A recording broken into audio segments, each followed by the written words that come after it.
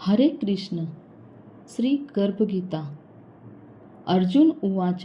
हे भगवान, कृपया बताए कि जीव जब गर्भ में आता है तो वह किस पूर्व कर्म के कारण आता है। हे मधुसूदन, प्राणी जन्म के पूर्व गर्भवास का कष्ट भोगता है और जन्म लेते समय भी असह्य कष्ट पाता है। इसके उपरांत वह संसार में रहकर रोग पीड़ा भोगता है, उसे बुढ़ापा आता है, प्राणी की मृत्यु भी होती है। अस्तु प्रभु जी, कृपया यह बताएं कि वे कौन से कर्म हैं जो प्राणी को जन्म मरण से रहित बनाते हैं। श्री भगवान उवाच। हे अर्जुन, जन्म मरण का बंधन उन प्राणियों की नियति है जो संसार में लिप्त रहते हैं। ऐसे प्राणी संसार में अनुरक्त रहते हैं, अर्थात संसार के नश्वर पदार्थों से ही प्रेम करते हैं। वे सांसारिक वस्तुओं की कामना करते हैं। प्राणी संसार की माया पाने की चेष्टा तो करता है, परंतु मेरी भक्ति पर ध्यान नहीं देता। इसके कारण वह बारंबार और अनेक योनियों में जाकर जरा मरण का दुख उठाता है। अर्जुन उवाच। हे जनार्दन, सांसारिक माया मोह से मुक्ति तो बहुत कठिन है। माया चित्त हर लेती है। मन काम, क्रोध, लोभ, मोह और अहंकार रूपी विकार से घिरा मदमस्त हाथी है। तृष्णा रूपी शक्ति इसे प्रेरणा देती है। पंच विकारों में अहंकार प्रबल है, जो कि प्राणी को नरक में ले जाता है। हे ऋषिकेश, इस मदमस्त हाथी को कैसे वश में किया जाए? मन को भक्ति में लगाने हेतु क्या उपाय करना चाहिए? श्री भगवान उवाच। हे धनंजय, जैसे मदमस्त हाथी को वश करने के लिए अंकुश की आवश्यकता होती है, उसी प्रकार मन को वश में करने के लिए अभ्यास द्वारा ज्ञान प्राप्त करना आवश्यक होता है। भक्ति और ज्ञान बराबर अभ्यास करते रहने पर ही प्राप्त होते हैं। अर्जुन उवाच। हे मधुसूदन, आपकी भक्ति के लिए कोई वन खंडों में जा रमते हैं और कोई वैरागी बनकर स्थान स्थान पर भ्रमण करते रहते हैं। हे प्रभु, कृपया बताएं कि आपकी भक्ति कैसे मिल सकती है। श्री भगवान उवाच। हे अर्जुन, मेरी खोज में वन वन भटकते सन्यासी अथवा स्थान स्थान पर जाने वाले वैरागी मुझे तब तक प्राप्त नहीं कर पाते जब तक उनके हृदय में मेरा निवास नहीं होता। तप अथवा वैराग्य का अहम तो मेरी भक्ति पाने में बाधा डालता है। जटा धारण करने अथवा भस्म लगा वैरागी बनने मात्र से जीव मेरी कृपा का पात्र नहीं बन जाता। अहंकारी को तो मेरा दर्शन सुलभ ही नहीं होता। मैं शुद्ध हृदय वाले सतत अभ्यासी ऐसे जीव को मिलता हूँ जो काम, क्रोध, मोह, ममता और अहंकार से परे हैं। अर्जुन उवाच। हे माधव, प्राणी पंच विकार जनित प्रवृत्ति के कारण लौकिक जीवन नष्ट कर लेता है।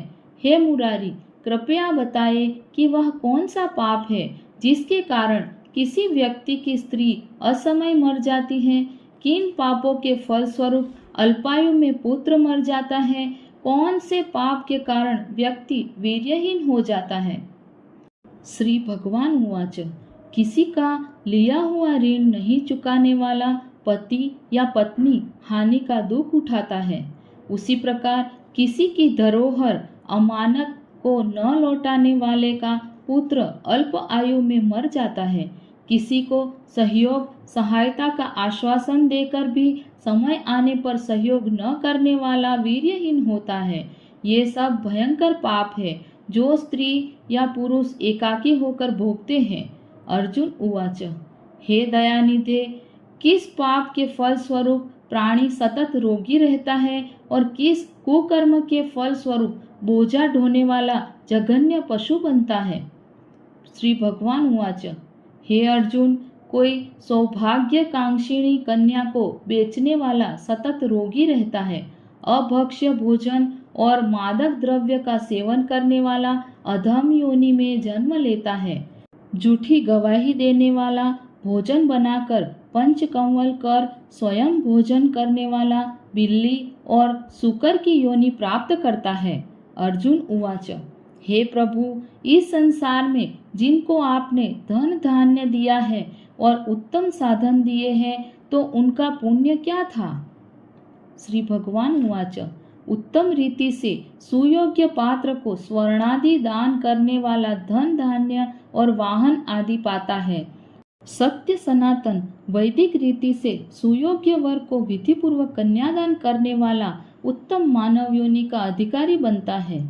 अर्जुन उवाच, हे प्रभु, संसार में कोई तो सर्वांग सुंदर है और कोई कुरूप है, सो श्रेष्ठ स्वास्थ्य और स्वरूपवान शरीर किन पुण्यों से मिलता है? श्री भगवान उवाच, हे कौन्तेय, पुरुष का रूप स्वरूप नहीं, गुण महत्वपूर्ण है। फिर भी आकर्षक देह संत विद्वानों की सेवा एवं निरंतर ज्ञान की आकांक्षा के फलस्वरूप मिलती है। अर्जुन उवाच, हे दयानिधि, प्राणी धन और सांसारिक सुखों से मोह क्यों रखता है?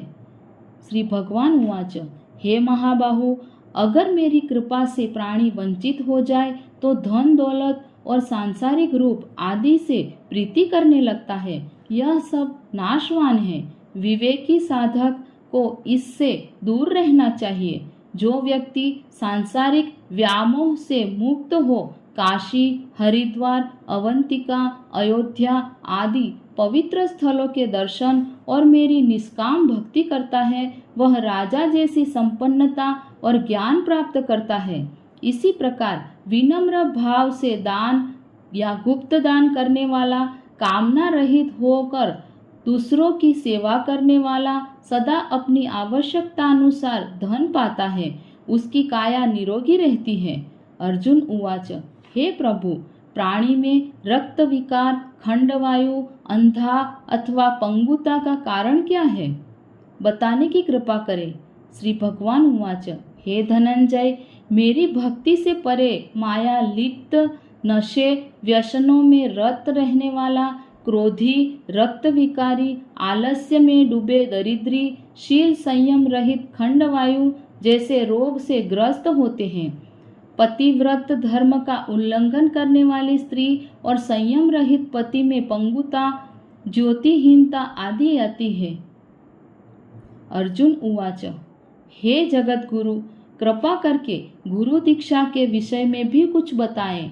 श्री भगवान उवाच, हे कौन्तेय, तुम धन्य हो और धन्य है तुम्हारी माता। तुम्हारा यह प्रश्न संसार के लिए कल्याणकारी है। हे पार्थ, संयमी और इंद्रियों को वश में करने वाला कोई सिद्ध पुरुष जो ईश भक्ति और परोपकार में लगा हो, गुरु रूप में धारण करे। अपने गुरु के मार्गदर्शन में मेरी आराधना कर व्यक्ति गुरु कृपा से मेरी भक्ति पाता है।